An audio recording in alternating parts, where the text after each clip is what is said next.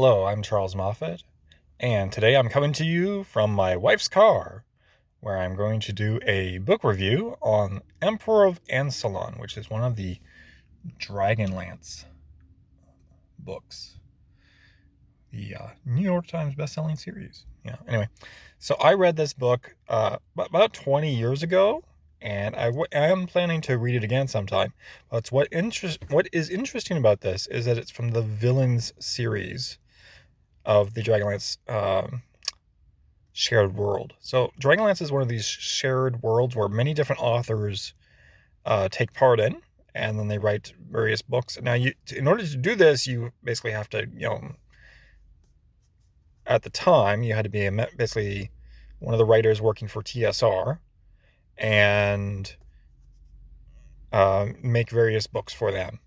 So you were basically working for them, and I don't know if it was a case of they assigned books, or people were like, say, I'd like to write a book on this, or I'm not sure exactly what the deal is, but essentially, authors like Douglas Niles and others would write books set within the world of Dragonlance, also known as Krynn, and many of the books were quite good in my opinion.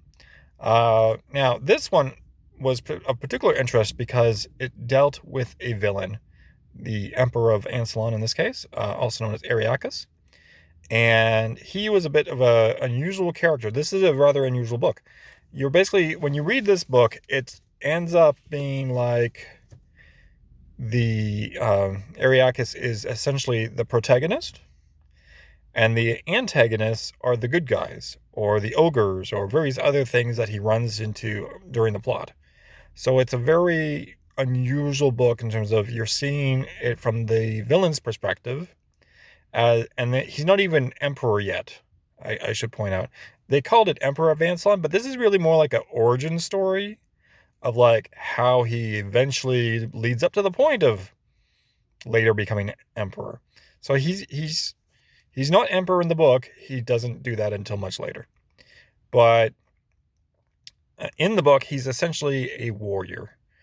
And if you read it, I would compare it to, say, Conan the Barbarian in that sense, but with better armor usually.